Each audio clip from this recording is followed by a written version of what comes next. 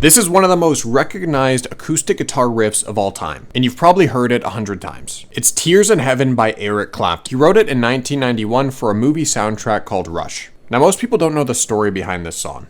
Eric Clapton wrote Tears in Heaven after the death of his 4-year-old son named Connor, who died in a tragic accident. This song was his way of processing that grief. Let's listen to this guitar riff, then I'm going to break the entire thing down for you.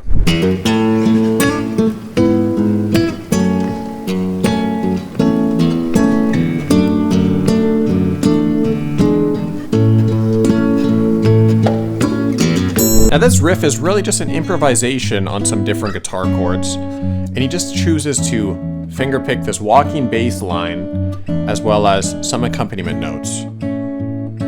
I'd classify this as a fingerpicking riff because there really isn't much melody, it's mostly bass and accompaniment notes. So this riff starts out with this A major chord, and you're really just doing a fingerpicking version of these chords. So A to E over G sharp, F sharp minor, and it's really cool how he takes these different chords and then he adds this really cool finger picking pattern to them.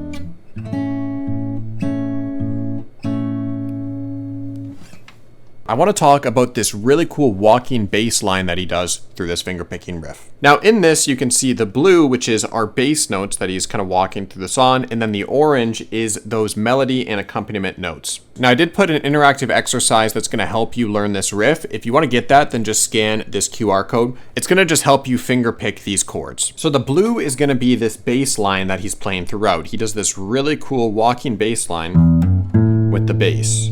So the 4th fret.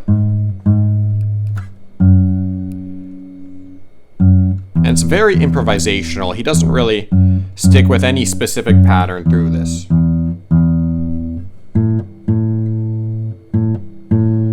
Okay, now let's go over that again with the melody. So the blue is going to be that bass. We're just going to stick with the melody now. So we're going to skip that.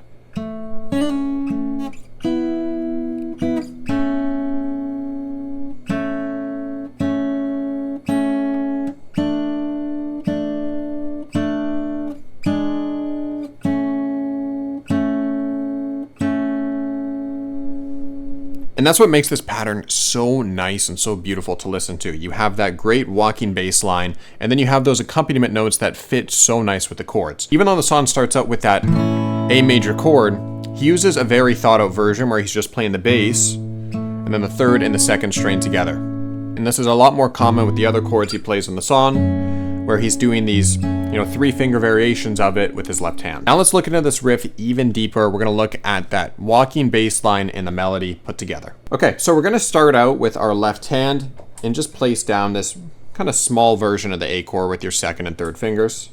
And you're gonna go with your thumb on the 6th string, open, hammer on to the 2nd fret, and then you kind of get into this A chord. So you have this. You're holding down this A chord, and he does this really kind of cool, trill pattern with the left hand. So it's a little tricky, but he has this thing where he's like holding down this half bar chord A shape, playing that 3rd string, and then trilling with that 2nd finger. So you play the 3rd string. So that's the whole beginning part. Next, he shifts to this E over G sharp shape. It's really cool. And you're just going to play it all together. So you do thumb, index, middle, then thumb, fingers, and then he switches to the next shape, which is this kind of half F sharp minor. And he has this kind of pattern that goes throughout a lot of the song. He's doing this together, thumb, fingers, thumb. He's really kind of doing this pattern throughout a lot of the song. Now one thing, I did put together a free exercise that's interactive and you can practice along with, that goes over those chords that you hear in the song as well as that basic finger picking pattern. If you want this exercise 100% free, then just scan that QR code. Okay, next he goes to this F sharp minor chord, does that similar pattern that he was doing in the past. Thumb, fingers, thumb, and then he switches to the next chord, which is this A over E sharp. Thumb and fingers together. Thumb, fingers, thumb. Next chord, it's actually the same one that you saw here, just shifted down 2 frets, thumb and finger together, thumb, fingers, thumb. Then you have a shape where you literally just take your first finger off after that. So take your first off, together, thumb. Next is, you're still kind of doing this E7 chord, but now you're just doing a basic E7 instead of a sus4. So now you're doing thumb, fingers, together. So you literally just had, it's a sort of a tricky part, but you go. And then after that, you go to that same chord in the beginning, doing that pattern we were doing before. Together, thumb, fingers, thumb, together. It can get complicated, but just think of it like this. Eric Clapton chose chords for the intro section, and all he's doing is finger picking the bass of these chords as well as adding in some accompaniment notes to fill the space more. If you just look through it, you can see all of the different chord shapes and the different colors. So you have this kind of basic finger picking pattern with those different strings and frets, but then the chords are just changing throughout. You can really just play these chords at the top, but then you're not going to get that, beautiful sound that he has in this. All right, this is how the entire thing is going to sound. What I really want you to watch as I'm playing this is the different colors of the dots. And this signifies the different chords that you're actually finger picking on top of. 1, 2, 3, 4. Start with that hammer on.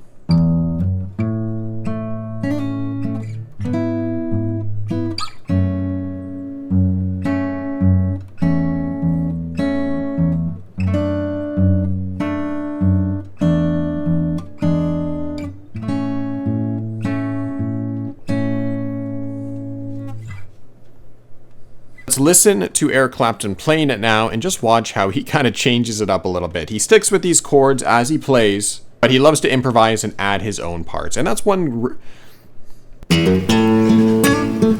So this is what we had before, so the part that we already learned.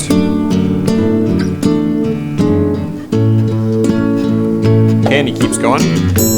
Would you know my name if I saw you in heaven? So this part changes a little bit. It's quite similar. You do have that other guitarist who's coming in. He's adding his own improvisations on it.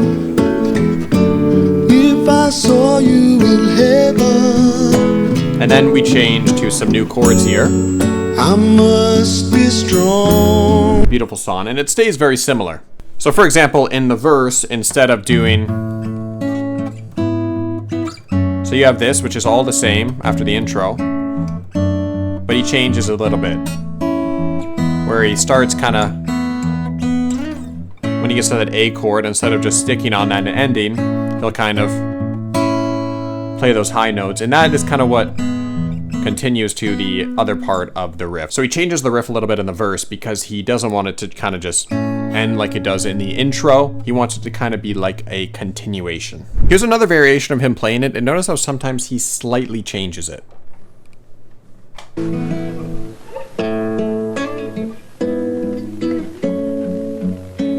See, sometimes he might add in an extra bass note, stuff like that, which doesn't really affect it much. Sometimes it can change a little bit when he's playing it in different recordings, but the main idea is he's still playing those correct chords. So as you're going through this, and he might change it, it still always goes A, E over G sharp, F sharp minor, A over E, D over F sharp, E. And it, as I'm going through this, you might be kind of getting confused. What are all these chord names? Just understand that he's playing the same chords, but he's just improvising over them. Okay, this is a little funny, but to show you this kind of idea of playing these chords and improvising over them, I'm going to show you a cover I did of this probably about 7 years ago of Tears in Heaven. This is a fingerstyle version of the song. Now this is a beautiful arrangement by Sunja Jun for fingerstyle guitar, so a long time ago. So notice how, so this is just a little intro section, but in a minute I'll play those chords that he does, but what I'm going to do is also add in that melody line. It's super cool. That's some good hair back then.